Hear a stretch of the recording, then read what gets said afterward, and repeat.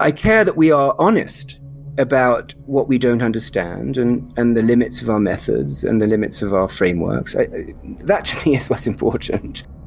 I've come to the conclusion that there are two things that you cannot avoid if you are thinking about science. One is you have to think philosophically, and the other one is you're going to have to deal with complexity in its broadest conception. I don't think you can escape either of those ways of thinking that go along with the more traditional notions of what a scientist does. I just want to say, I don't think mind emerges from brain. Mind emergently is engineered by an environment. And that's the thing that I've always found missing in the mind-brain is the third part, which is, I think it's pointless to talk about mind without talking about environment.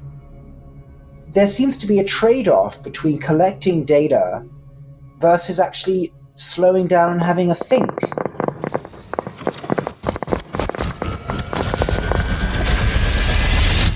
This is Brain Inspired.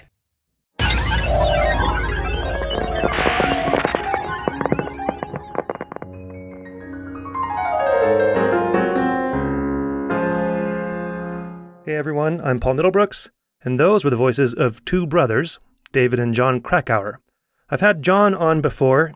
He runs his brain learning, animation, and movement lab, his BLAM lab, at Johns Hopkins, where their work circles around motor learning and memory, learning motor skills, and recovering motor skills after brain injuries. And David is the president of the Santa Fe Institute, SFI, where they use complexity science to study all sorts of things. David himself has a wide range of interests that maybe all spring from a central interest in the evolutionary history of intelligence and information processing at various biological levels, from molecules to cells to collective groups to societies and beyond. And you can hear David often on SFI's podcast, which is called simply Complexity. So this is one of those episodes where I let it run a bit wild and take its own course, although there are a few main themes as we talk. Those main themes are complexity science itself and its role in neuroscience, how to think about emergence, and what are the right levels of explanation, especially in hierarchical systems like the kind we're interested in, regarding intelligence and cognitive phenomena. Cognitive phenomena from, the simpler, like reflexes or making eye movement decisions, up to the highest order, like awareness, consciousness, projecting your astral body, things of that nature. We talk about understanding, and this is really just scratching the surface. It's fruitless for me to list everything that we talked about, but maybe the best way to characterize the conversation is that it's about how to think about whatever you're working on. We spoke for a long time, so I split the episode in two. This first half is pretty broad and lays the groundwork. And the second half, which I'll publish in a few days, really heats up, and we talk more specifically about brains and minds and what role complexity science thinking can serve moving forward. I linked to David and John's information in the show notes, as well as a few of the resources mentioned throughout at braininspired.co/podcast/77. If you value this podcast and you want to support it and hear the full versions of all the episodes and occasional separate bonus episodes, you can do that for next to nothing through Patreon. Go to braininspired.co and click the red Patreon button there. This was especially fun for me. I have an older brother, and John is David's older brother. But my brother and I usually co-cogitate about things like the sounds and smells of our respective children, the latest embarrassing mistake either of us has made, and there's never a shortage there, and things of that nature. So it was fun to witness David and John go back and forth on these topics of intellectual exploration. And in many ways, as I expected, I sort of just pressed go on the Krakauer machine and just tried to keep up. Anyway, I hope that you enjoy it, and it makes your world better as it did mine. David, I've heard you talk about your conception of intelligence and stupidity. And I don't know if you want to briefly talk about what those are, but you also talk a lot about entropy But when I hear you talk about intelligence and stupidity, it maps directly on to what I've heard you say about increasing and decreasing entropy. Is there a direct mapping between those two? There's a relationship in the sense that methods of information theory that deal with concepts like entropy are useful in understanding intelligence and brains and so forth. So I don't use it in the sense that, say, my colleague Sean Carroll would, right, in terms of they might be related, but in terms of the entropy in the universe, I use it quite operationally in terms of the reduction of uncertainty between a signaler and a receiver. And so that's the common sense, I think. But from what I understand, an intelligent process for you does decrease entropy, whereas a stupid process inherently, by your definition of it, seems to increase entropy. Do I have that mapping correct? Yeah, I mean, to the extent that when someone is teaching you something, you come to an efficient means of arriving at the right answer, right, as opposed to a whole bunch of spurious answers. And at that scale, you could say the entropy is reduced. So very operationally. But I wouldn't overstate. There's much more to intelligence and stupidity than just a very simple information theoretic measure like entropy. It's just a part of it. It's just a bit of arithmetic that you use to get at the questions. Very good. And by the way, welcome, David and John, to the podcast. John, welcome back. And David, thank you. The brothers Krakauer being here together. This is what a day. What an episode already. It's a horror. It's a horror movie. It's a horror podcast. I'll have the background music going, the soundtrack. So guys, let's talk about complexity first. I just actually had Olaf Sporns on the show, and he, is a network neuroscientist. And he has done a lot for introducing, complexity into neuroscience via networks. And I think that neuroscientists can be hesitant about embracing complexity in their research because you're already dealing with, a difficult and challenging area of study. And then you think, oh, yes, complexity. And then you sort of approach it and you think, oh, shit. And then because you end up studying complexity itself, it seems like no matter what. And then you're out of the realm of actually studying brains, or you could end up that way. There are a few different ways to think about complexity. And David, I've heard you mention, kind of slice it in multiple different ways. One is that complexity is networked adaptive systems.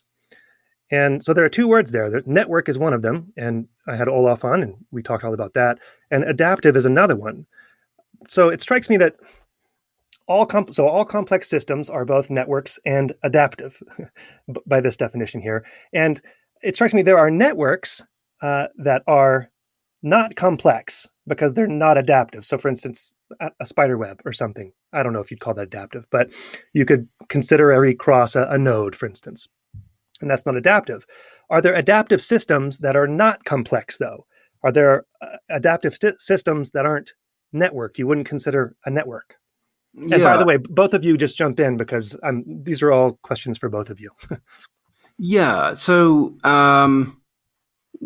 possibly. I mean, someone might claim a thermostat was adaptive, but I don't think we treat it as a complex system.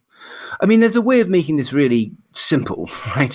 And that is that many of us have felt dissatisfaction, right, with the methods and the frameworks that people have been using to deal with a certain class of phenomena in the universe. And that class of phenomena we call living, right? I mean, and we don't want to get into a big discussion about what life is. And complexity science basically says that across many of these different living domains, and by the way, we would include the economy in that. That's what makes us maybe a little different. Mm-hmm. There are common principles and there are useful methods that can be applied to all of them. So I think there's just a straightforward way of talking about it that's not mystical. And it's very unfair, I think, when people who are disciplinary say, what's complexity? Because if you ask a physicist, by the way, what's physics? And you should try this because I always do this. I don't want to do that. Because you don't want to do it because they can't. Yeah, right. And the best answer you get is, we do back of the envelope calculations, which tells you absolutely nothing. If you ask a biologist, what is biology? they'll say, well, it's a study of living systems. And then you ask them what life is, and then it all goes horribly wrong. So all fields, right, have this problem of having an essential quality, and they're defined in terms broadly of the domains that they study and the methods that they use. So do you think that people have the notion that there's something mystical about complexity? Is that the general response you get? Well, it's worth getting at the history. I think part of the problem is that, very broadly speaking, there are two schools. One of them is interested in determinism and deduction and pattern. And it really goes back to Alan Turing in the 1930s. Okay. And that has its chronology through von Neumann and Stan Ulam and all the way up to John Conway, who just passed away. Mm-hmm. And most recently, of course, people like Stephen Wolfram. And they're interested in patterns and simple rules that produce them. And that's one school.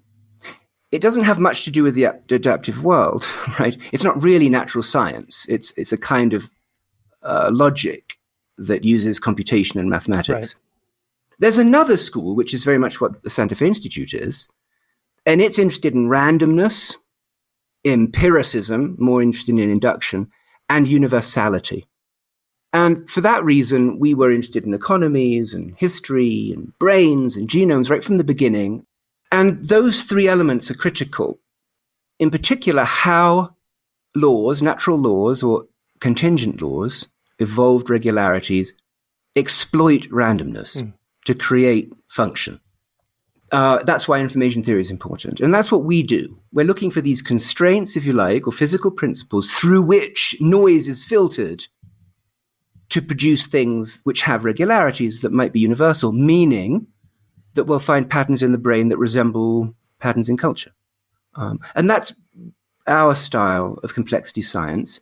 And in the end, it's only as good as the work that's done, right? In other words, that's a very high-level specification. And we'll get into it, of course, today. Mm-hmm. But I think you mentioned Olaf as a very good example. Olaf is in more of the applied side, of course, uses network theory to study the brain. It's extremely useful and insightful, and no one calls that mystical. I mean, it'd be weird if they did. So it comes down in the end to where the rubber hits the road, and that, I think, would demonstrate that there's no mysticism involved. I mean, that was an interesting thing, because I hadn't thought of the mysticism aspect of people sort of being wary of it. It sounds like people are wary of it if they come in thinking it's mystical. And maybe it's because it's still new. Complexity science is newer than neuroscience, which I thought was interesting, the word at least. Yeah, well, I mean, again, in that second tradition of randomness, in induction and universality, you have people like Claude Shannon in the 40s, and Wiener and others, and Murray, of course, and Phil Anderson and our community, Manfred Eigen, who were not considered mystical because many of them won Nobel Prizes, so not quite sure where that comes from. But I think what makes it, in the eyes of many people, suspect is, first of all, most people hate ideas, philosophy, and theory. They're just, if it's not factual in the most, mind-numbingly obvious way, they're suspicious of it. And the other is that they think it's a theory of everything. And there have been people in my community who have made that mistake, actually. And I think, to be honest, it's more of a crime in the first school, the sort of deterministic, deductive school, that looks for metaphorical correspondences in patterns. This looks like that, therefore I've explained it, as opposed to this more inductive school. I kind of get the sense when I, watch you give a talk or read some of your works, and I'm probably way off base. Is there a sense at the Santa Fe Institute of almost pride in being an underdog? We're all a bit childish. So maybe, I suspect that if you don't have pride in being an underdog, then you shouldn't be a scientist. But what happens when complexity science comes to dominate and gain the respect of all of the sciences that it should have already gained the respect of? And it already has. Yes, fair enough. I don't think it's complexity science per se. That's another issue, and John should jump in here.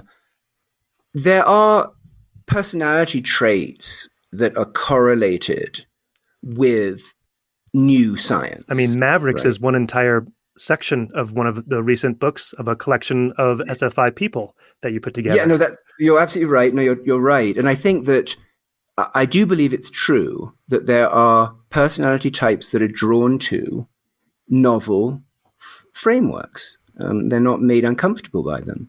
There are many other people who are equally good scientists who are satisfied by recapitulating what has gone before and perhaps come up with discoveries that have huge depth. I think that there is a personality aspect to science. There's no point denying it.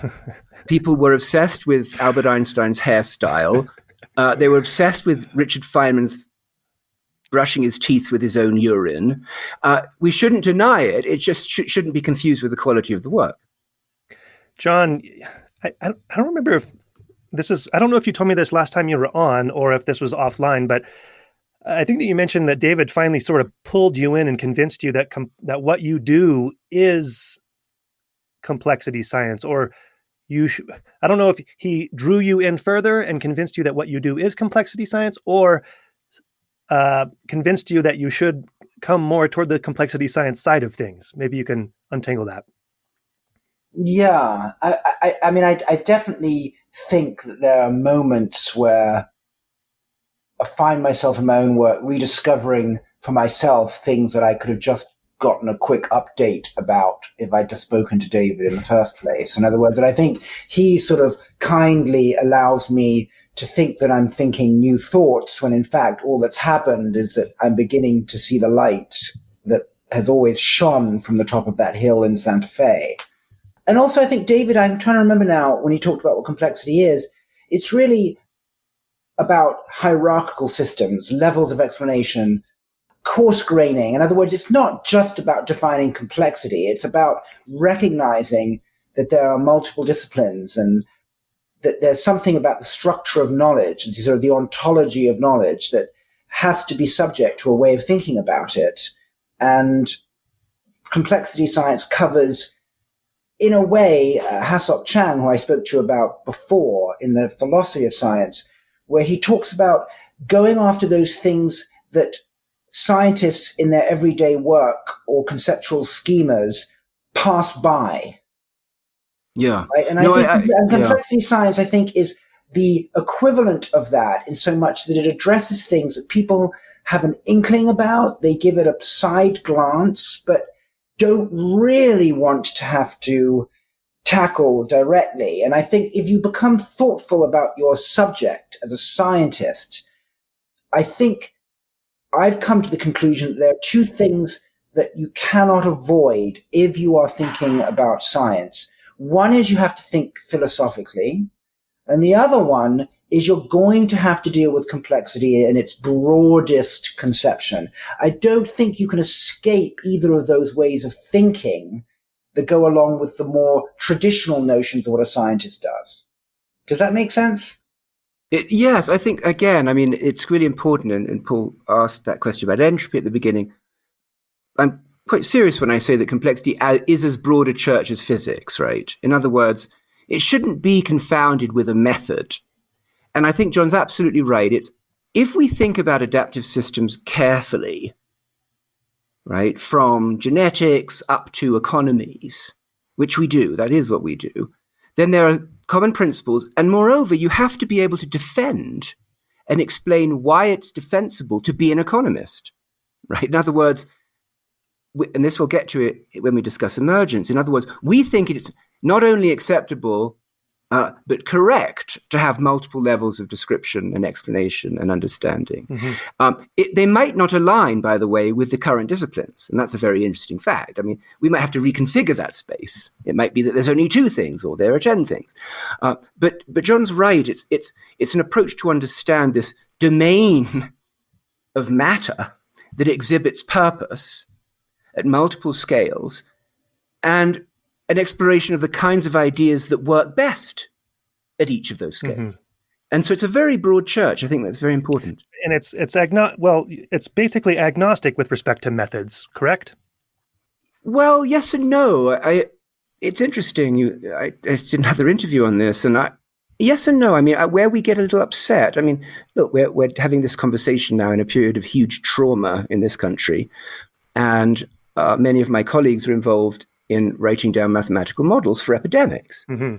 And I did an interview yesterday where we were talking about what's missing from those models. And those models, by the way, are crap if you're trying to explain what's happening to African Americans and Native Americans. So it does matter what methods you use. And I think a lot of these mathematical formalisms have been so beholden to the fantasy of parsimony that have been inherited from physics that they've failed to address the complexity that we all, with our eyes open, see. So we're not agnostic about methods. We think it matters which ones you pick and that they are true to the phenomena under investigation. When you get a well-rounded knowledge base in complex systems, because I think it takes a broad spectrum of knowledge to really, I mean, I certainly don't have a good grasp of the entirety of what complexity is because it touches so many different realms, and it does cover many different methods. If it's not agnostic to methods, it at least has a broad swath of methods that it can employ. It's agnostic regarding which is the correct, whether there is a single correct method. Its purpose is to pick the correct method given the problem, for instance, perhaps. Now I'm just putting words in your mouth. But when you get this well-rounded knowledge that is necessary in complex systems, does it make, does it sort of transfer? Does it make, can you hop around between complex systems and understand them using this same approach more easily once you have a broad base in that knowledge? Does that make sense? It does. Again, I want to say something quite subversive. I mean, I believe I have the sort of same attitude towards complexity as I do to dentistry, right? That I wish that teeth were all healthy enough that dentists could go away. And I wish that we thought thoughtfully enough about the living world that complexity science could. I don't care about an area of science in the slightest. I care that we are honest about what we don't understand and the limits of our methods and the limits of our frameworks. That to me is what's important, much more than anything else. There's too much emphasis, I think, on this sort of what the last thing I would like to see happen is complexity become disciplinary. I think that the institute itself, for example, to the extent that it represents that world, has to be constantly mutating into some hopeful monster that can address difficult problems of the future. I'm much more comfortable with the X-Men model of science. I mean, there are common principles to complex systems. And I'm wondering so we're going to talk about its relation to neuroscience and the brain and the mind in just a moment. And I found myself wondering if there are known principles from the study of various complex systems that have, transferred from one complex system to another such that you realize in the new complex system that you're beginning to study, you see where the actual holes are and where some principles from this previous complex system that is already well studied, where some of those principles are supposed to fill in these holes and be able to then predict what you might empirically find in the new discipline you're trying to study. That was a big bag of words, so I apologize. John, do you want to try that one first, and then I can jump in?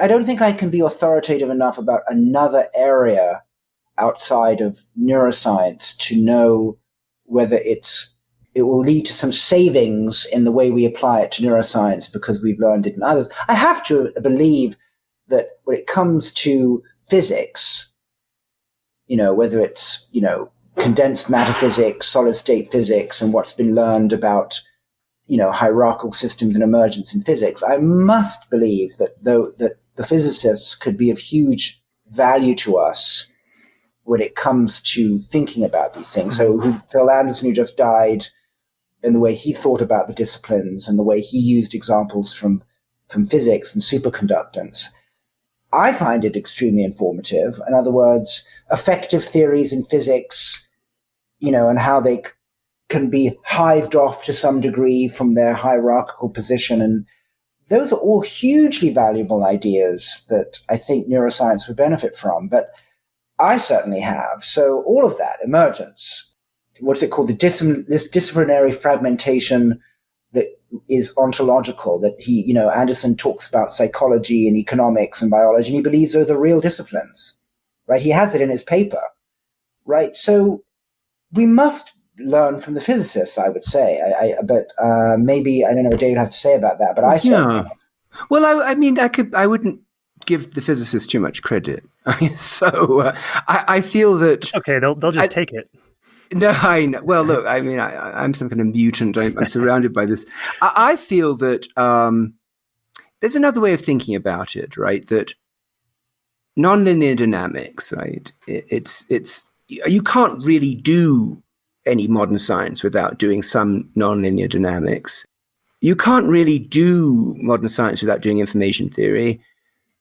And nowadays, it seems that you can't really do neuroscience without talking about circuits or networks, and etc. And it goes on and on and on. And of course, we've been working on dynamics on networks, nonlinear dynamics since the beginning. And so, in a way, there's this natural diffusion of more advanced, I'd say, methods that hardly are restricted to the institute. Quite the opposite. And you just look at the history of neuroscience. There is a history, and John, of course, knows it much better than I do, and you do too, Paul. But certainly if you think about McCullough and Pitts and von Neumann and John Hopfield and Bill Bierleck, and most recently people like David Mumford and Carl Friston, there's this obvious foment in new techniques and methods that they actually describe as complexity themselves, quite interestingly. So it's hard to imagine any field evolving if it were not to be open to new formalisms. And I actually think, that we haven't even started. And we might get there. And I think the emergence point that John raised is very important. I don't think we have a clue how really to theorize about things like the brain. And we're still in the descriptive phases. But that's great. Lots of opportunities. Where do you think we are in complexity? But again, I think that it's a brand new area. Think about things like the use of maximum entropy approaches that Jaynes first pioneered in statistical physics, that people like Bill Bierleck have used so effectively in looking at spiking, that people like John Hart have used so effectively to look at ecology, look at scaling theory that's been so effective in looking at allometry and so on. This is, a couple of decades. And so you're right, we're embryonic. It still does seem like it is diffusing over, for that example just gave, from physics into other disciplines. Absolutely. But also mathematics and logic. But yes. I asked about certain principles transferring to new domains so that when you're exploring a new domain, you might know what to look for, and you just mentioned scaling laws. And, you can think of something like scale-free distributions and how they are common among all sorts of complex networked adaptive systems. And, indeed, you find them in the brain. And I'm wondering, how many of these different principles are there that we could, from a table, go look and think scale-free, I should find that at this level when I look at the, mechanical level or something. At the spiking neurons, I should find a scale-free distribution. And aha, I do. And, how many of those types of things do transfer across complex systems? I know it's very new. I'm not a lover of that kind of work, to be honest. I view it as very descriptive and phenomenological. In other words, it's true that it's intriguing. Of course, there was a huge brouhaha when some of our faculty actually got very involved in small world networks. It was then small world, and now, of course, it's fat-tailed, and it's going to be something else in a few years. And yeah, right. But I have nothing against that because it's really just shining a flashlight in an area that we have to think about much more carefully, empirically, and with much more fine-grained models. And so I don't like papers that pretend to report an insight just by doing fancy statistics, which is all you're talking about, by the way. So, when people like Peerbach and others got interested in, power law distributions around self-organized criticality, they provided a model, the Sandpower model. Now, it turns out that Sandpower model was wrong, but nevertheless, it wasn't enough just to describe it.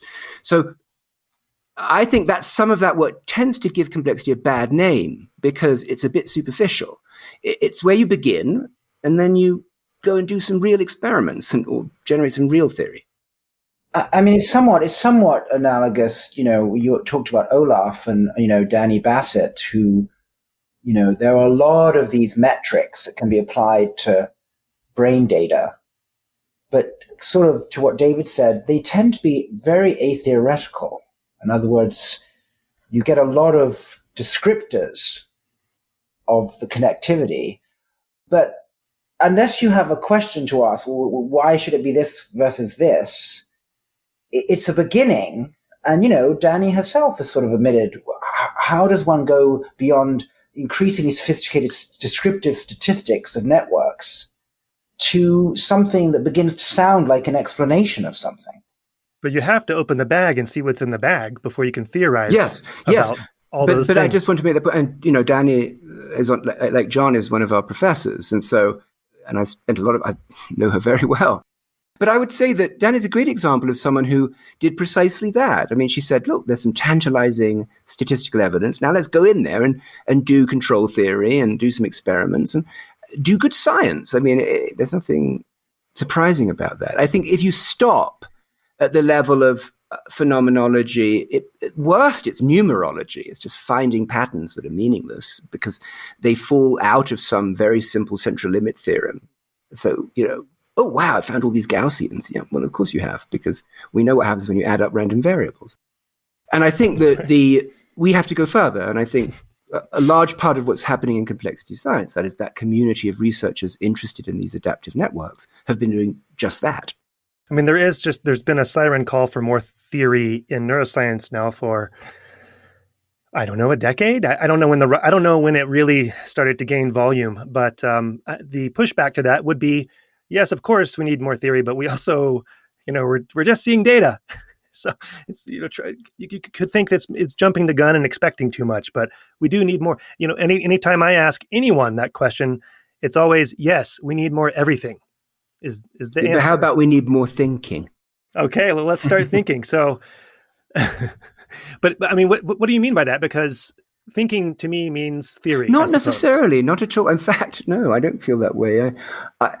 Look, I mean, we've all been to talks, right, where we are sort of doused in vast quantities of visual data, and you're sort of left drowning on the one hand in all of this information, but with no question being asked, no lucidity in the way that the problem's been framed. And Murray Gell-Mann, one of the founders of this institute, was extraordinarily critical of talks that did either of two things. A, just presented data as if that was somehow science, and B, just did math, right? Because that's not science either. Right. And I do think that there is a kind of complexity to the scientific enterprise that you have to be prepared to spend time to think deeply about difficult problems and not look at the data for a bit and, or have data and theorize.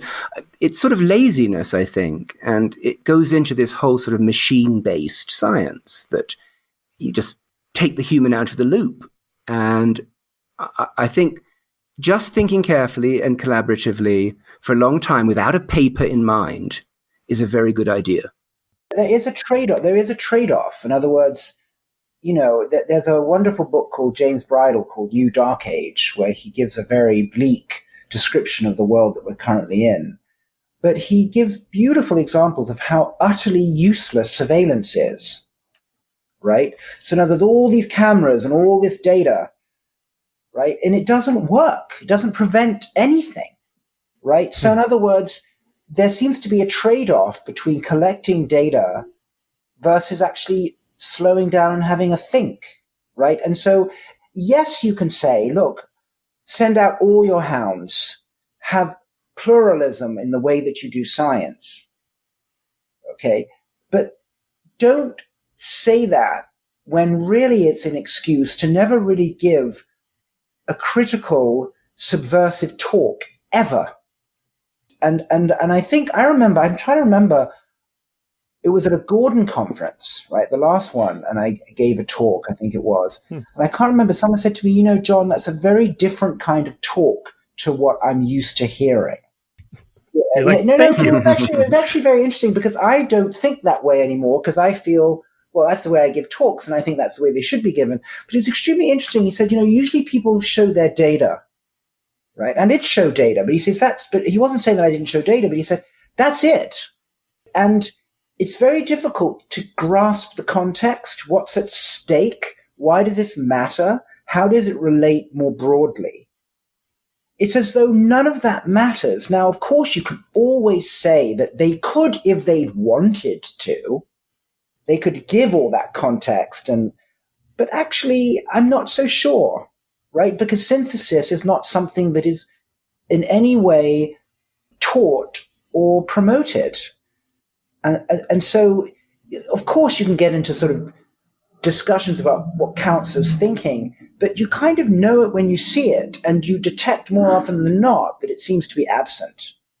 Not everyone has the skill to synthesize. I think that it is a master skill that, yes, is underdeveloped at least in me and across the entire population broadly. But I think that it is one of the more important and maybe underappreciated, is maybe what you're saying, skills, because it's hard.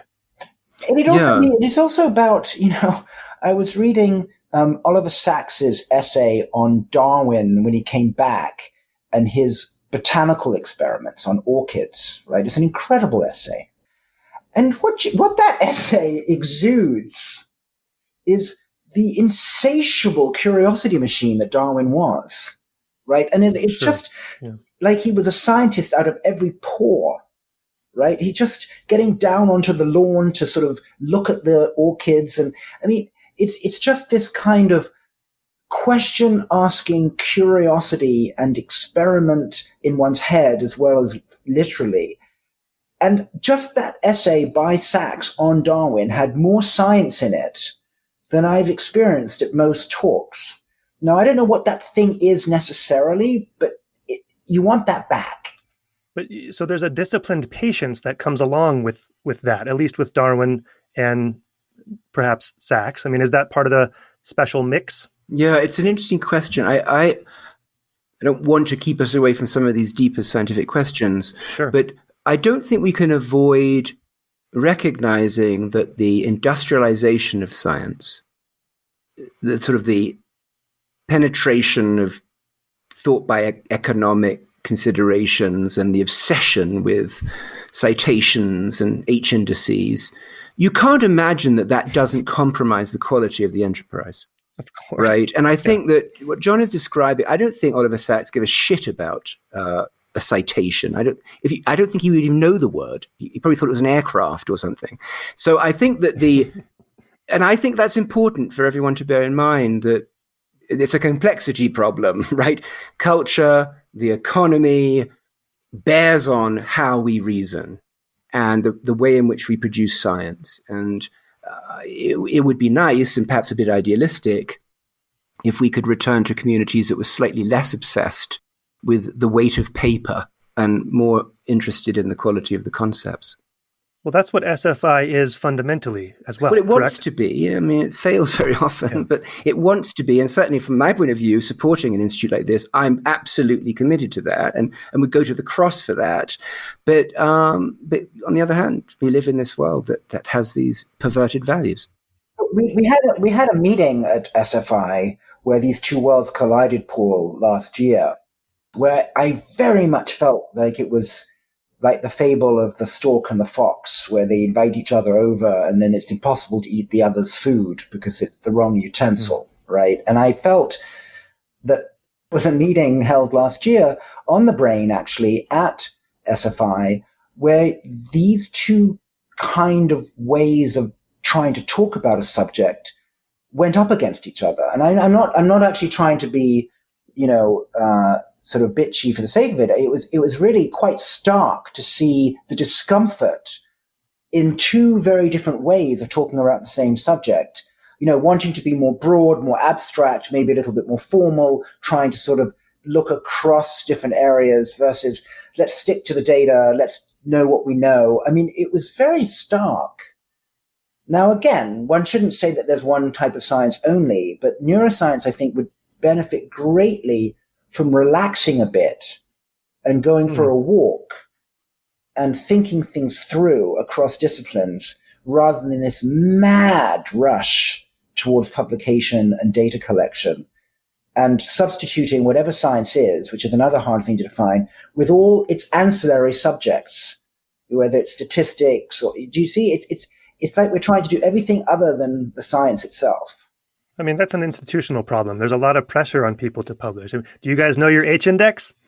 People remind me, and it's disgracefully bad, I think, mine. People who are being mean to me tell me mine. Yeah. No, I do not want to know, and I don't want to talk about it. Yeah, not to celebrate naivete, but I don't think I didn't know what an H-index was until I was a postdoc maybe. And then it's appalling when someone tells you. Yeah, it turns out it's just the logarithm of your citation factor. So it's kind of it's hilarious. So a lot of fuss over nothing. But I've had colleagues just sort of stay on the H-index page. Is my H-index up today? What, so, what do you, it's a career as well. It is a career. So, well, let's put these aside and talk about brains and minds. How about Good. I do want to talk about, and I guess it will be in relation to brains, this issue of emergence. I think it's very important. Let's just start off with it then. So you guys have mentioned emergence a few times now, and so this is pressing on your mind. What is it about emergence that is on your mind? So let me talk about it generally, more formally, perhaps, and then John will explain why, for him, perhaps for me too, why it's important in brain and mind. Emergence is another one of those words that generates a huge amount of confusion needlessly. And so let's just make it very clear for everybody. So here it is. And I accept that there are many definitions. I'm not going to define it. I'm going to talk about its operational value in relation to what we're going to talk about. And that is that there are coarse-grained theories that are statistically and dynamically sufficient. And I'll explain what that means. It means that there are aggregations of variables which are principled, typically averages of some kind, which are better predictors of their future selves, or as good, I should say that, really qualified, as good as any additional microscopic information would be. In statistics, that's called sufficiency. In dynamical systems, dynamical sufficiency. So in other words, you don't get any additional predictive benefit at all by including more microscopic data. And the question then is, when is that true and when is it false? And I just want to give a very simple example. Water. If you want to understand the laminar flow of water, you don't need to go to the microscopic constituents.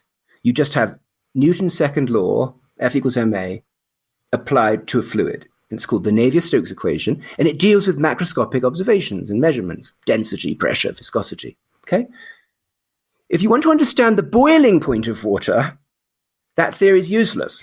And then you have to do the theory of phase transition, so-called Landau theory, and that's all expressed in terms of microscopic Hamiltonians, right? Energies of microscopic interactions.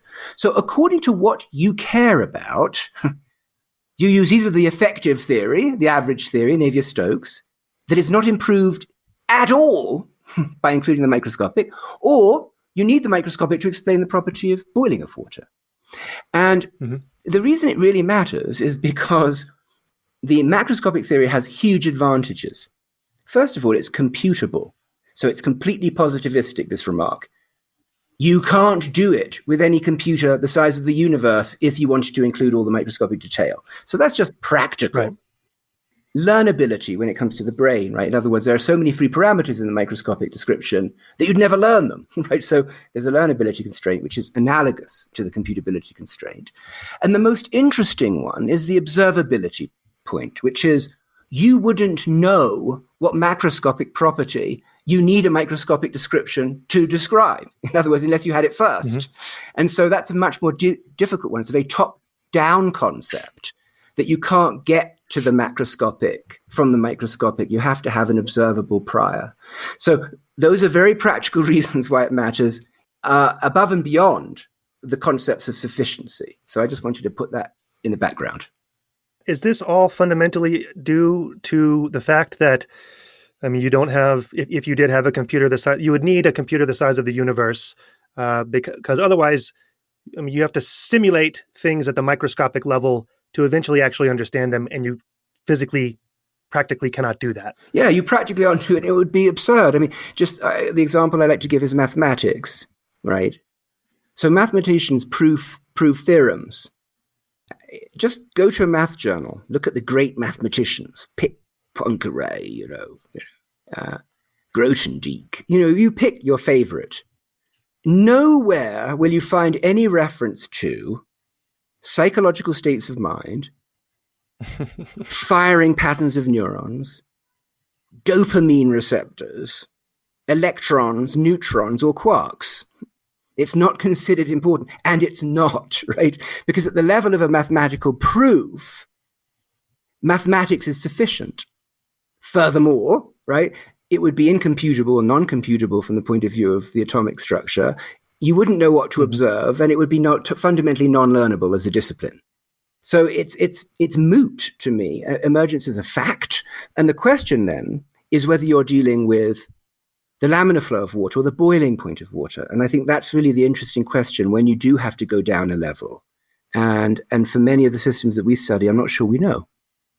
Right, exactly. I think what people get confused about is what you were sort of hinting at, Paul, is when is it just a sort of epistemological limitation, or when is it ontologically true? Now, I would say, and David can correct me if I'm wrong, is mathematics and proofs in mathematics are ontologically independent of those other things about the world. Knowing about atomic structure is simply not relevant to mathematical proofs. It's not that if you had the computer or the time, that they would add in any way. They don't. Okay. So, and I think the question is, when you talk again about Phil Anderson's disciplines, are they ontologically true? In other words, does the explanatory structure of the universe fall into ontological classes? Or are these just our cultural and epistemological failings that sort of splay out the way they do, but there are only a few true ontological objects, presumably down at the level of physics, right? And everything else is just derived, and if we had a computer the size of the universe, we could do away with all the disciplines, okay? Now, in a way, I don't even care if one has to decide when it's ontologically true or epistemologically true, because you want to actually get some work done. And so, I think there's a philosopher, Strevens, who gives this great discussion using evolution to talk about the independence when he talks about, if I remember correctly, a wonderful description of the shape of the marsupial mole and the golden mole. And these are two moles with completely different evolutionary histories. And yet they're blind, they have snouts, they have thick fur, and they have claws. They've converged evolutionarily on the same solution to digging through the earth.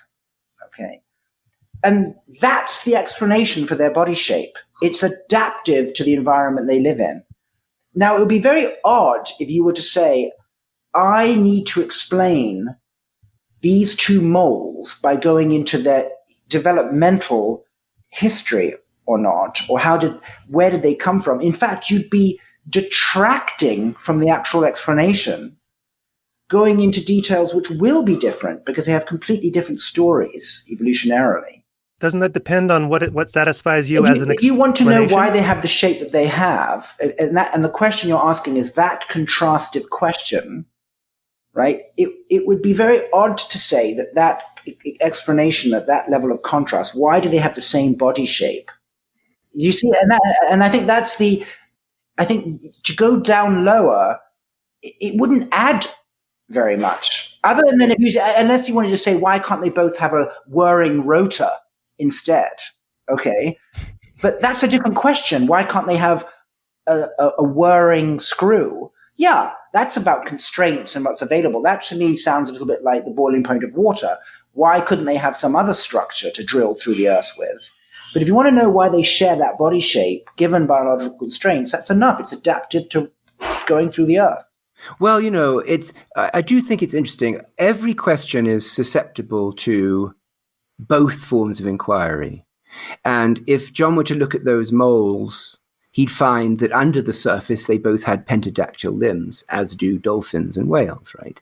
And so if that was the thing you cared about, this surprising homology, that isn't explained by selection, it's explained by common descent. And so I think it's always going back and forth. I suspect, I don't know, John, if my criticism is that there is this belief, and I'm not sure quite where it comes from, that the most fundamental, the truest description is the most microscopic, the most reductionist. Yeah, I mean, the other example that's given a lot by philosophers, I don't know if we spoke about this before, Paul, is about, causal contrast, which is that the one that's given, I think Krakauer gave it first, is, why did Socrates die?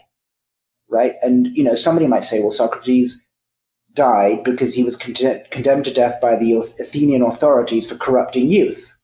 Okay. Somebody else will say he died because he chose to drink the hemlock rather than to go into exile. Right?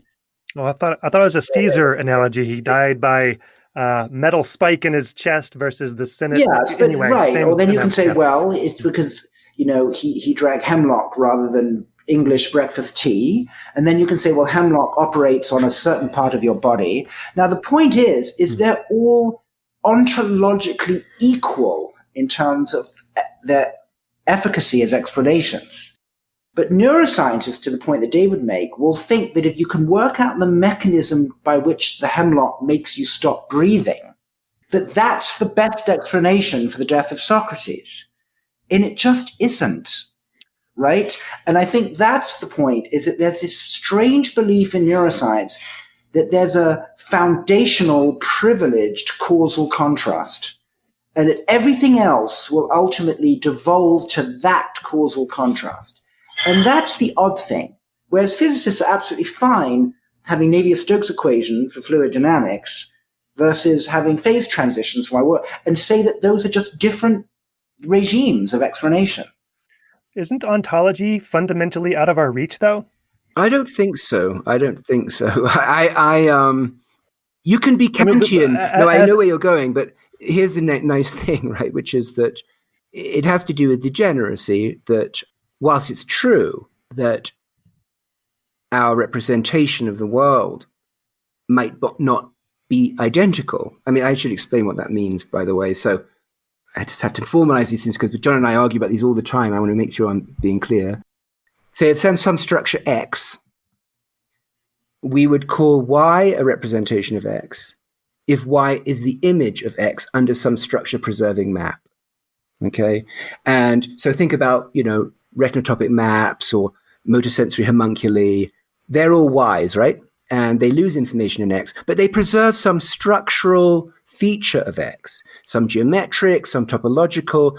Now, if that were not true, Paul, selection would be ruthless to us and remove us from the world. So it doesn't mean that we are identical. Y and X are not identical by any means, but Y has to maintain something which is absolutely true about X. And that's the sense in which I do believe it's possible for ontological unity. Not disciplinary unity, I'm with John, but I don't like this idea that somehow because we can't know exactly the world other than mediated through our senses and our instruments, that means that we know nothing about the world. That's just false. That's a very important point, that there must be some similarity transform that is possible.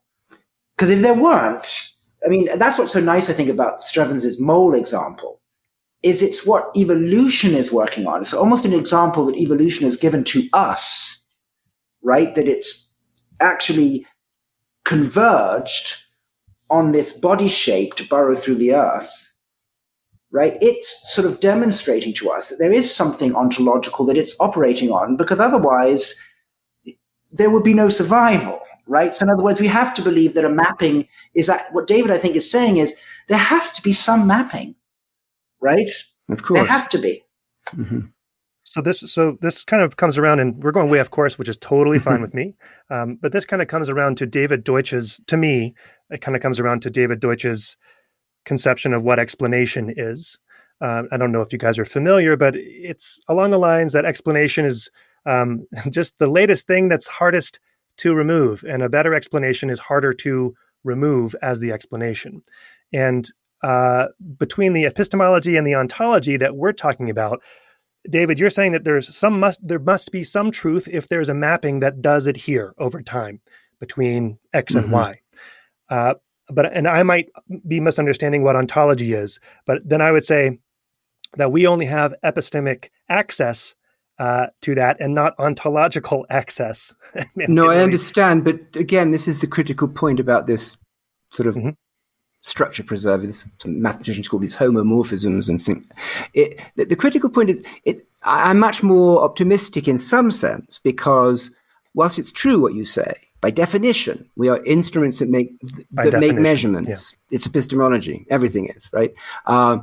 But as John pointed out, the behavior that ensues from those measurements has implications in that same real world, right? Which doesn't particularly care about our epistemology, but it does care whether we can fly or swim. And so that maintains an ontological through line. And it doesn't matter to me whether or not we achieve identity. It's just that we achieve some kind of structural correspondence. And that's, well, you see, it's very important. It's deeper than that, Paul. You have to decide. I think you had a really wonderful person on your show, difficult to pronounce her name. Masrita Chiramuta. Yeah, Masrita Chiramuta. Yeah, she was very interesting on this point, where she said, do not confuse the goals of science of trying to seek the truth versus trying to seek understanding. They're not the same. Okay. Right. So I think she was right about that.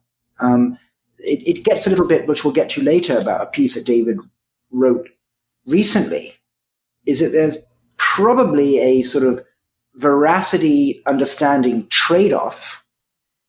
And wouldn't it be interesting if getting models that are sort of difficult to understand, but they fit the world better, is a different discipline to science, which does have to have understanding in it, in my view, to be called science.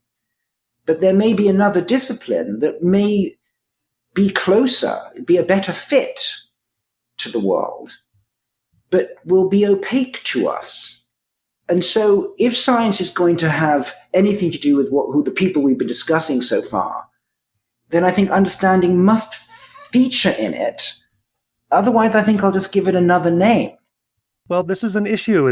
I think that so the philosophy of science, or understanding in the philosophy of science, has sort of exploded recently. And actually, John, you turned me on to Hasok Chang's work, who turned me on to Direct. Actually, I turned you on to Hank Direct as well, actually. Yes, you did. Okay.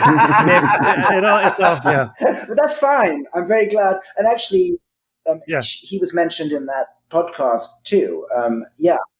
Yeah. So there's like 4 other, recent books on the different natures of understanding and our conception of them. And you guys couldn't have heard this, but I just had Jim DiCarlo on the show, who has sort of headed up this modeling the ventral visual stream in feed-forward deep networks and now recurrent deep networks as this hierarchical system, and it models onto brains really well and predicts brain activity very well.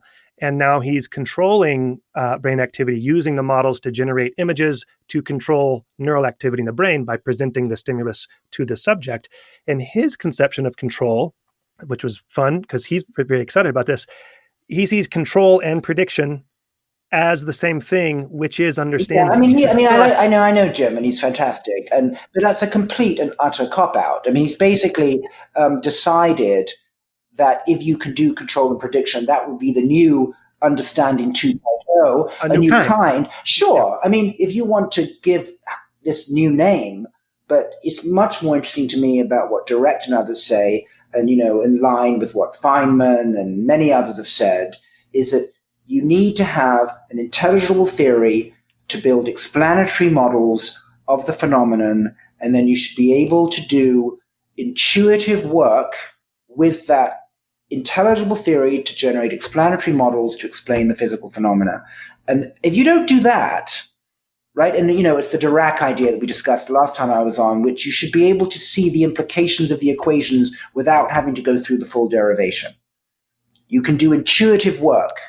Okay. And science is this ability, and maybe it's your own way of developing an effective theory that you can work with to generalize, to do new experiments, that's science, right? If you don't have that, then I don't know how it proceeds other than saying, well, let's just stop doing that kind of science and Right. let's just do deep neural nets and be model free, right? But let's not deny that we're losing one thing over the other and that there's a trade-off, because there is a trade-off. Yeah, I mean, I have a lot to say about this, Paul. I'm not sure. Take your time. Well, Yeah. I agree with John, of course. I mean, whatever that other chap said was just ridiculous. And if he wants to just make those two words have the same definition in the dictionary, he can. But I rather have a dictionary with more than one word in it. So let's just look at prediction. So let's just make it simple. I find these things useful.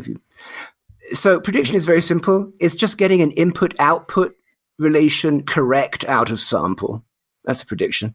So if the input is time and space, you tell me temperature. That's called weather prediction. And, it doesn't matter. That's what prediction is. It's an I/O relation that works. Now, knowledge, of course, the facts that go into making the I/O work, but knowledge also goes into understanding. And I want to talk about understanding. And I know John is interested in this. I cite some work by John, actually, on this. So for me, understanding is the communication of why the I/O works, or the construction of the I/O in the first place. So communication and construction. And let's just make this quite clear, because everyone who's listening to this knows this already. If you are taking an exam and you copy someone else's answer, who you know always gets A's, right, that predicts success for you. You understood nothing, you used a simple rule, and it worked, okay? What most good teachers ask is, once you've produced a result, whether it's right or wrong, they'll say, how did you get there exactly? Why did that work? Why does summing up rectangles in a limit give you integration? Anyone can use an integration formula, but not everyone can explain why they work. That's the difference in a good mathematician and a crappy mathematician, quite frankly, or a good scientist and a crappy scientist, a good teacher and a crappy teacher, a good student and a crappy student. We know that. So there is much more than prediction, right? There's much more than knowledge, and understanding is tricky. And philosophers have commented on this, and of course, John Searle most famously in his thought experiment of the Chinese dictionaries in the room.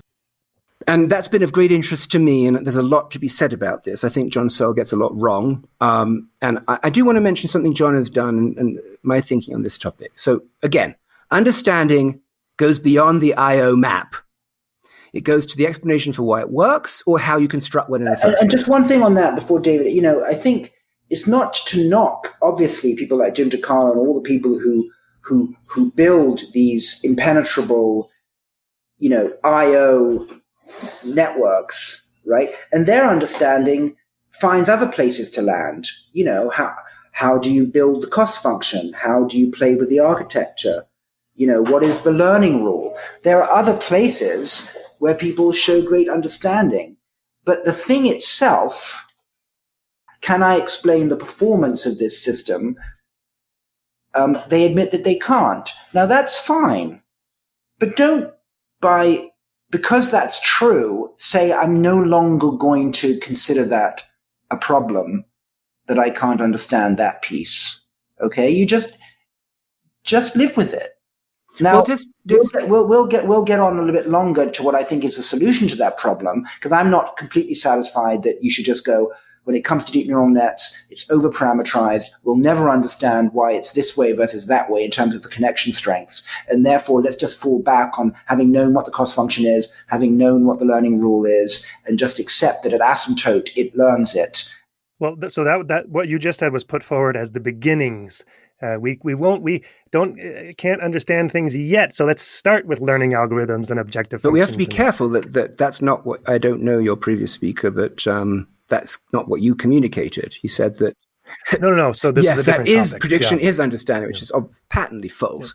Yeah. I do want to give a bit of a history though, because we've been here before, right? And we were here at the origins of science. And the example I like to give of this is Francis Bacon in the Novum Organum. And he makes this beautiful remark. He says it's very difficult for humans to draw straight lines or circles. So we use rulers and we use compasses. Okay? So we use tools, and in some sense, they subvert our abilities. And deep learning is just, compass prime. Okay? Now, interestingly, the tool that Newton developed with Leibniz was the calculus. Well, they didn't really, actually. That's a kind of falsity. But the fundamental theory of calculus, the relationship between differentiation and integration, and the application to orbits.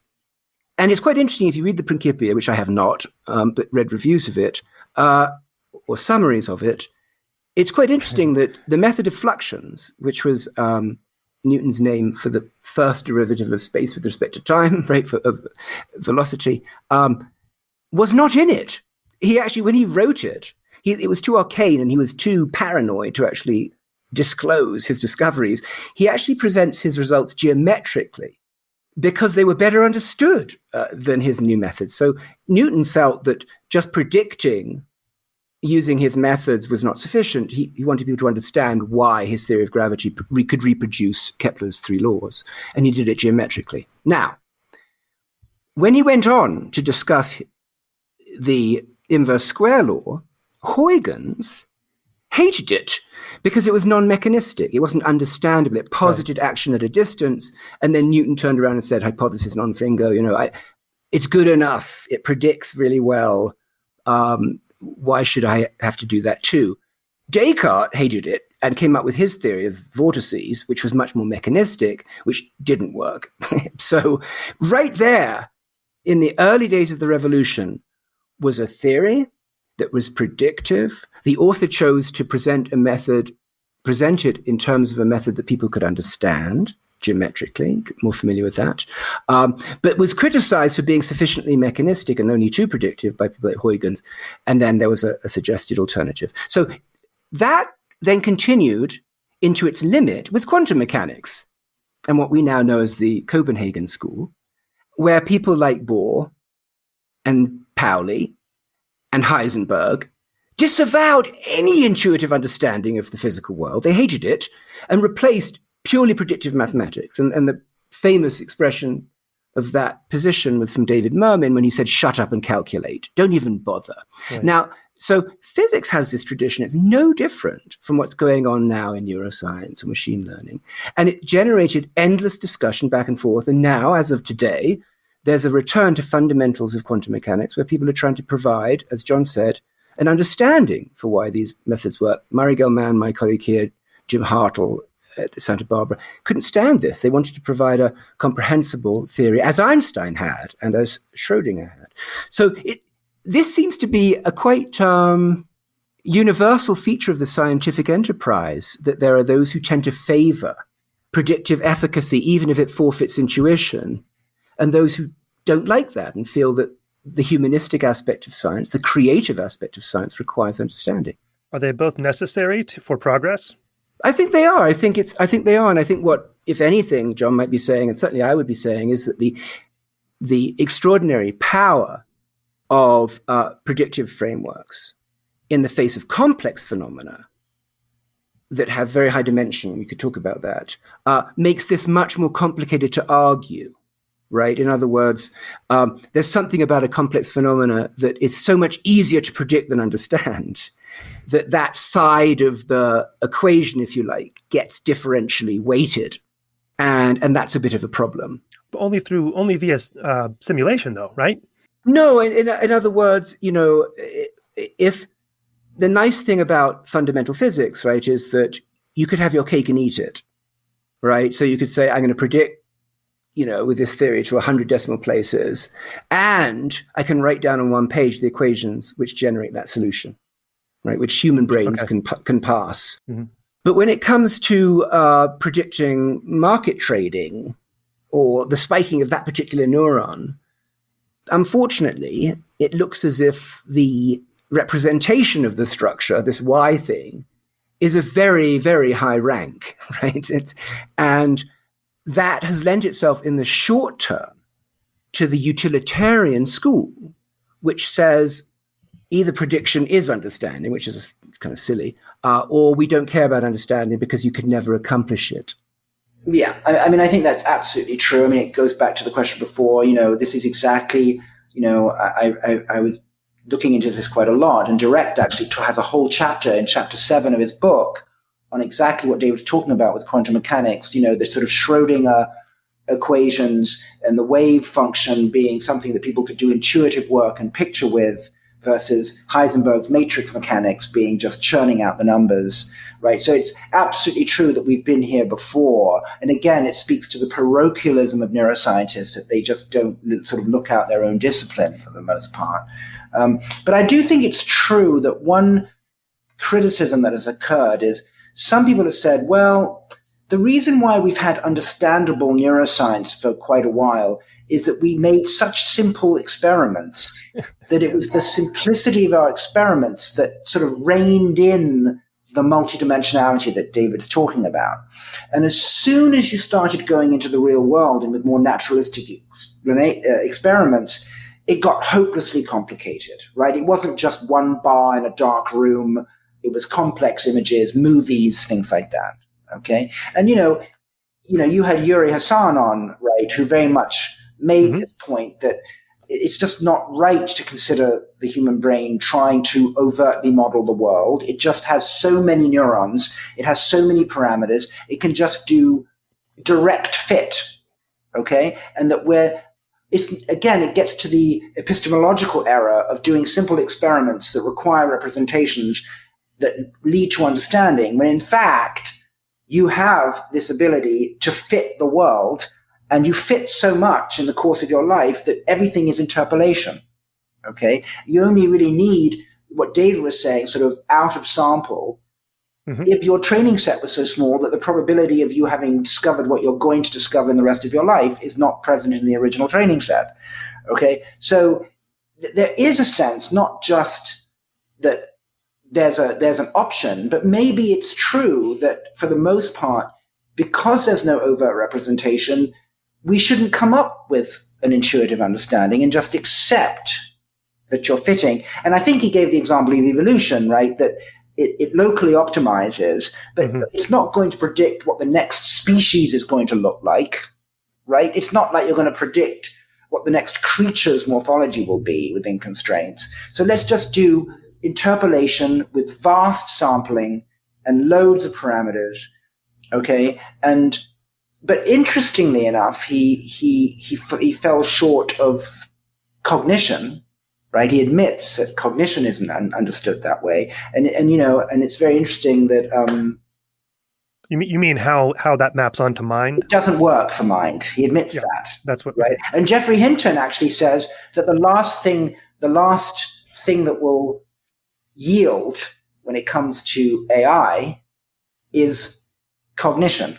Okay, so you've got this interesting thing that the evolution of neural networks, and if you believe in, cognition getting more complex as you move towards primate of a kind, both of them don't yield to what's happened so far in neuroscience or in AI. And the reason I bring this up is, in the meantime, we may need intuitive explanations of these phenomena to work with, even if those things are true, right? So one of the biggest things that I would love to prove as David, when it comes to all these things, hierarchy, emergence, complexity, aggregation, is I've always wondered whether there will always be some intuitive, understandable form of the question at some level of coarse graining, even though at some level, it's at the predictive level of the system, you won't understand it. So in other words, you just accept.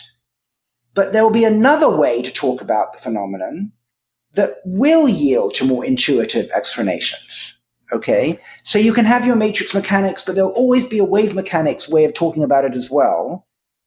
And maybe that's just hopeful thinking on my part, or maybe it's kind of true that hierarchical complex systems that omit details as you go up have two secrets about them. One is they're predictable and hard to understand, and there's another form that can be intuitively talked about. And is there some principle there that you can have two flavors in any complex system? Yeah, and I want to get back to Searle in a second because I realize that I didn't complete that Ouroboros. But to John's point, I've always felt that there are two paradigms that are emerging now, right?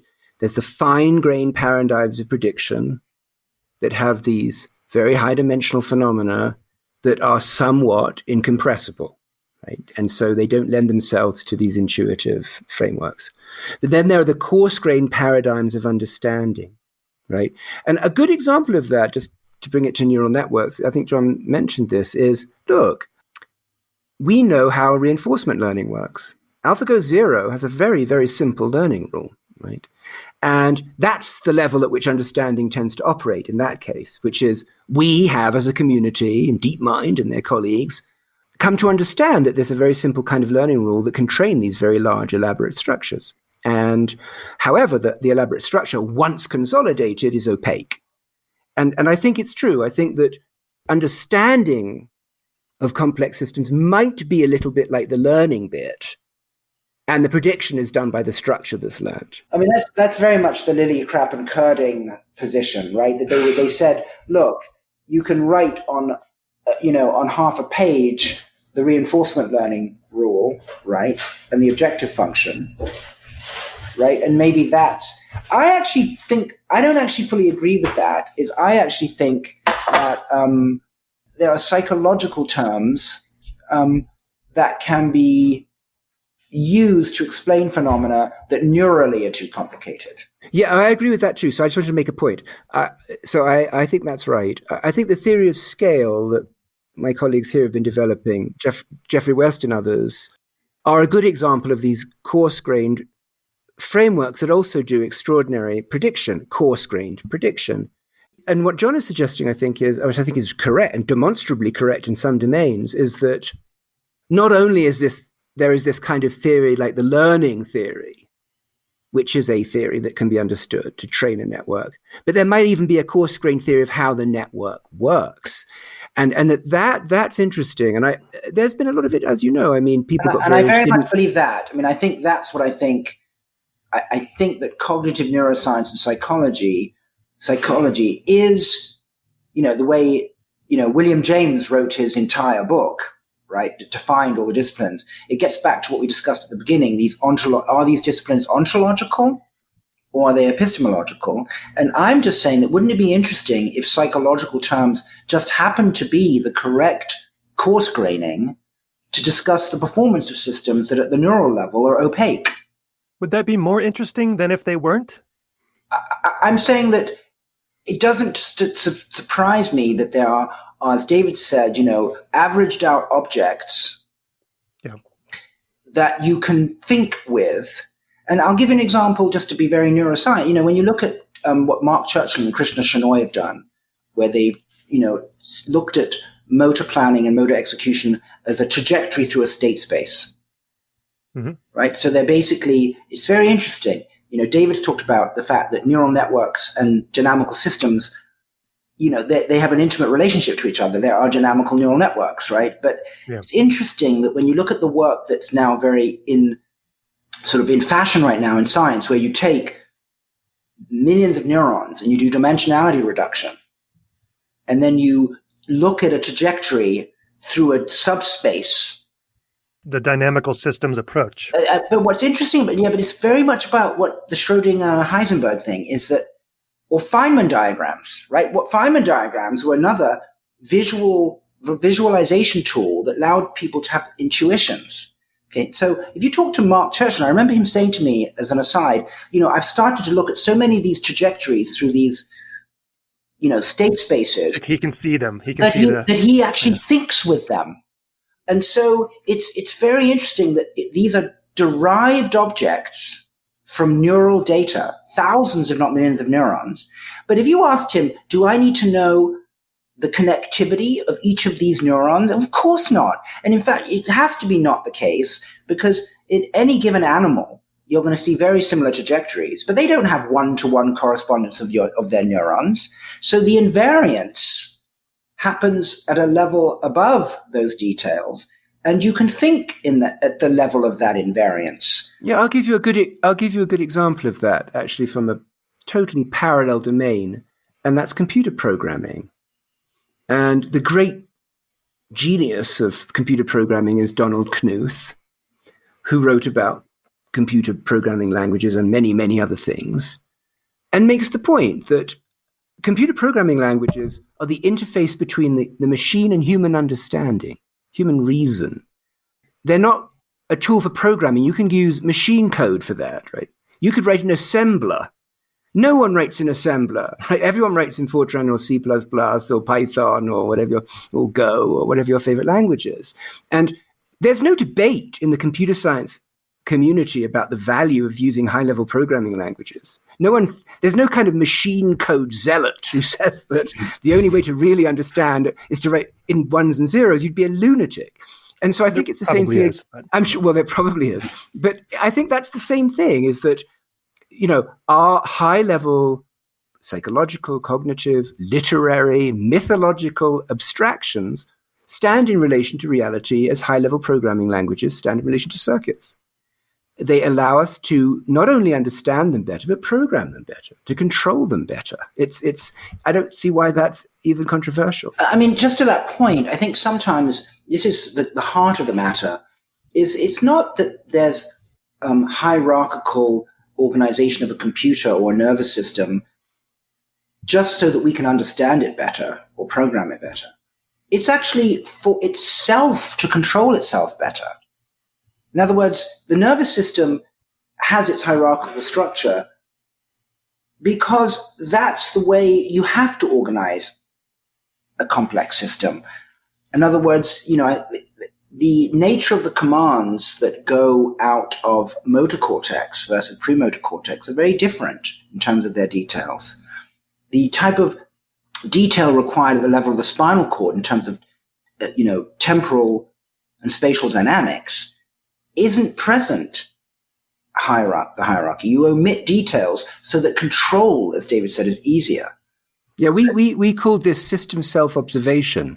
And so it's absolutely right, because any adaptive system, that's what makes them interesting, by the way, is theorizing about themselves, right? And so if you write software that's interoperable with other software, so I do everything in Emacs and I'm constantly adding Emacs extensions, and they're written in Lisp, and they can control this, OS text editor hybrid. That's the right level at which to operate. And so John's absolutely right. That's the great ingenuity of hierarchy, right? That once you operate at that level, you can control at that level. So bringing this back to, we can bring it back to any level, but I'm thinking specifically of the thinking in dynamical state space trajectories. Like John, you mentioned, Mark Churchland told you he does. Is that understanding? I mean, so there's this question, can you use your way when you're using a tool like neural networks, like, dynamical systems theory? Can you use your way to understanding without, just by practice, and making it implicit in your conception? So, and if you, So as you know, Direct and others have very much talked about that if you are going to be able to do intuition like Dirac and Feynman did, they look at the equations and know their implications without going through the derivations. That's because they're skilled at it. Okay, so the Dirac makes a big point that in order to be able to do that intuitive work with this level of coarse graining, you have to become skilled and practiced at it. And so what Mark was saying, in a sense, is that he's become skilled at thinking with trajectories, just like people can look at Feynman diagrams. Okay, and so that is understanding. I mean, it's very important, just to get to your first part of your question. If understanding is having intelligible theories to build explanatory models to map onto real phenomena. So let me give you an example. If you ever talk about the stretch reflex and somebody asks you, what's the reflex? You will think of the muscle spindle, the 1A afferent, the synapse with the motor neuron back onto the muscle. Okay, and then you'll think of an inhibitory interneuron going to the antagonist. Okay, so reflex, when you think about it intuitively, has neural objects in it. You're thinking about axons and neurons. Okay, now when you get to what Mark Churchland is doing in motor cortex, if Sherrington had lived, he could have seen what happens when you take that approach up. He would have realized that people aren't worrying about how neuron A connects to neuron B, connects to neuron C, connects to neuron D in all that detail in motor cortex. It's abstracted up to coarse-grained measures. They are neurally derived, but now their trajectory through a state space. So I'm working on this paper, I think I told you, it's almost done, called The Two Views of the Cognitive Brain, with a fantastic neuroscientist and philosopher at Columbia called David Barak, where we're talking about this. And it's possible to have a functional explanation of high-level behaviors where you can have these psychological terms and add to them a neural piece, just like the axons in the reflex. But the neural piece is a trajectory in a state space. It's a dynamical object. It's quite interesting, John. I'll give you another example of this, and again, in another domain. And I was, in 2018, a mathematician called Peter Schultz won the Fields Medal for creating something called perfectoid spaces, which have to do with Galois representations and so on. And one of the things that he pointed out is that when he is trying to solve a problem, the first thing that he really has to do is come up with almost a linguistic definition of the mathematical problem. If he doesn't have that, he can't do the math. Sure. Okay? Now, he's not, I mean, this is a Fields medalist, an extraordinary mathematician, right? And he's saying that I need to move between levels, exactly what John just described. It's not that he doesn't operate at the machine code of mathematics, right? He moves up and down. And I think one of the really interesting questions I would have for you and John and so forth is, could we come to an understanding of how many levels we should have for a given observable? And what would be the theory that would tell us how to sort of optimally allocate our attention across these different levels? I mean, that's something I think which would be very much a complexity problem. It feels very meta, but I imagine the nervous system has to do it too. Yes, exactly. And exactly. The nervous system has to do it, and it would be against all the other things that I've learned sort of through the Santa Fe Institute and David and other complexity scientists, which is, it would seem very odd to me is as behavior gets more complex and the neuronal aggregates in cortex get larger, that the explanatory object is going to remain a Sherringtonian-style description of a circuit. In other words, the idea that your level of explanation will never change, no matter how more complex your behavior becomes, what a bizarre thing that would be, right? So in other words, one thing I can be sure of is I don't think that circuits in insects and in the spinal cord are the machine code. And the idea that once you get into cognition and cortex, that you're going to be able to revert to that level of description flies in the face of what other hierarchical systems and complex phenomena do, which is that you have to come up with new objects that are more abstract. And maybe, and it's actually, another point, you're talking about Olaf Sporns and Danny Bassett versus what Mark Churchland. I find trajectories and state spaces give me a feeling of understanding that connectivity metrics utterly fail to. That's right. They just don't do it for me. And it's very interesting. And, I have huge respect for Danny. She's super bright, but when she's written most recently about the kind of understanding and hypotheses you can test with connectivity, they themselves are couched in connectivity language. Mm-hmm. Is this area autonomous or very connected to this area? It's just connectivity language again, right? Whereas I find dynamical systems and trajectories seem to be something that adds to the psychological terms. It's interesting, Paul. This gets to your opening remark about that sort of plurality of frameworks that we need to understand something complex, right? And I think obviously, in my position, I'm very open-minded. I feel as if they're all great, right? They all illuminate a phenomenon, and I think the problem is always the reduction to one. This belief that there's only one best way of doing things, and I think John's right. I think for many people, dynamical systems work. For other, these combinatoric algebraic structures work, and we as brains, by virtue of our histories, presumably work differently. And I think, if anything, complexity is a kind of liberalism, right? It says, let's allow for the possibility of a multiplicity of approaches and not assume one is right. Well, I wouldn't be that, it's interesting. I don't know, Paul, if you've read the new history of neuroscience, Matthew Cobb's book, The Idea of the Brain? No, but isn't it just a list of metaphors? I've not read it, so. Yeah, but no, I think actually as a scaffold for thinking, and it's very good. I love the history part and the early present. I think once it gets into current neuroscience and prediction of the future, it gets more impoverished. But I don't know whether that's Matthew Cobb or whether the field itself is sort of asymptotic. Accurate. Yeah. But it's a good book. I really do recommend it. It's got lots of delicious, rich stuff in it, and he's done a good job. It's not easy to synthesize all that material. But I tell you what's fascinating about it is that he has a section at the end of the book where he talks about the future.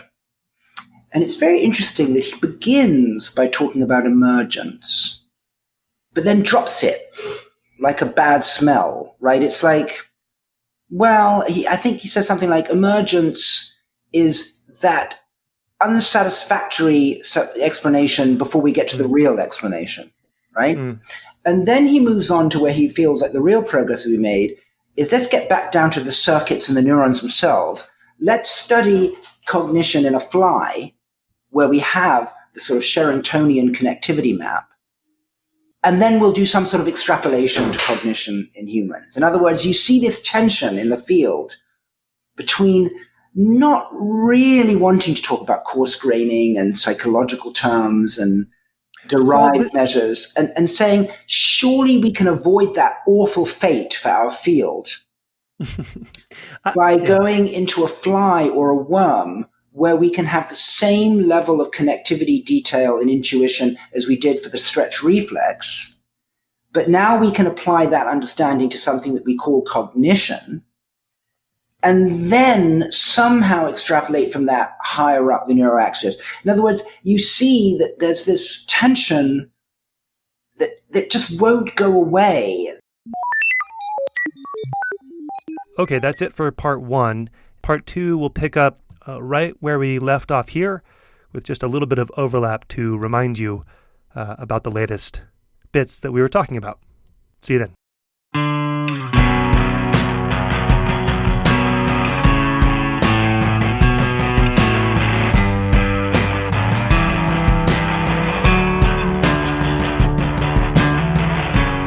Brain Inspired is a production of me and you.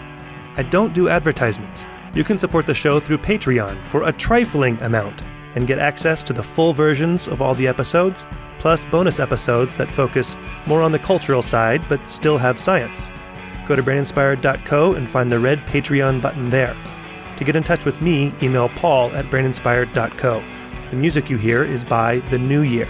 Find them at thenewyear.net. Thank you for your support. See you next time.